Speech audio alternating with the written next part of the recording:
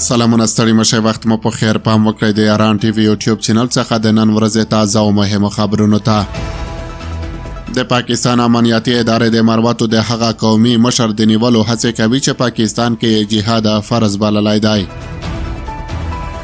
د خیبر پښتونخوا ایالت اړوند د لکي مروت ولسوالۍ د قومي خوځښت مشر انعام الله خان په یوه ویډیویي پیغام کې اندېښنه څرګنده کړې چې د پاکستان امنیتي ادارې د نیولو هڅې پیل کړي. نوموړي په ویډیویي پیغامونو کې پښتانه د پاکستان حکومت پر ضد جهاد ته رابللي دي. په دې درنې باندې او په انعام چرمین باندې به ټیک کوو، انعام چرمین به گرفتار کوو. د سلګونه خلکو په منځ کې روان یو کس پر خپل سر سپین پاج تړلی او پرې د کافر کلمه هم لیکلې ده. دا سړی انعام الله خان نومیږي او د خیبر پښتونخوا د لکي مروت ولسوالۍ د قومي خوځښت مشر دی. نوموړي د سلګونه خلکو په منځ کې اعلان وکړ چې نور د پاکستان له لوري له پښتنو سره روان ظلمونه د زغم وړ نه دي او پر هر پښتانه فرض دي چې د پاکستان پر ضد د جهاد لپاره وسله پورته کړي.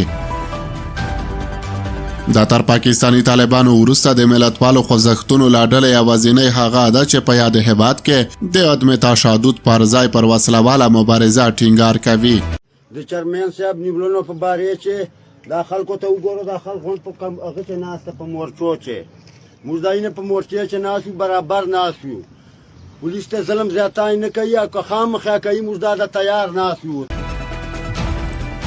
نوموړي په دغه پیغام کې ویلي چې د پاکستان پوځ له لوري له پښتنو سره لوی ظلم روان دی او نور یې ورته زغم پای ته رسېدلی دی.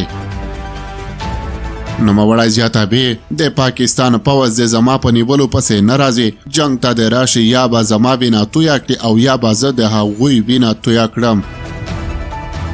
د پښتون ژغورنې غورځنګ مشر منظور احمد پښتین هم انعام الله خان د نیول کېدو د روانو هڅو په تړاو غبرګون ښودلی او دا ګواښ هم کړی که د هغه په ګډون د مروتو او بیټنیو قوم مشرانو ته زیان ورسېده نو د پاکستان پوځي ادارې به ذمهواري وي.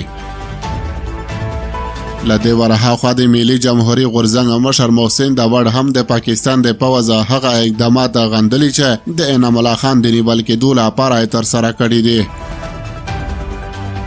محسن داوړ خبرداری ورکړ چې د انعام الله خان په نیول کېدو سره به په لکي مروت کې روانې ناامنۍ لا پراخې شي او په لوی لاس به یو لوی ناورین ته لاره هواره شي.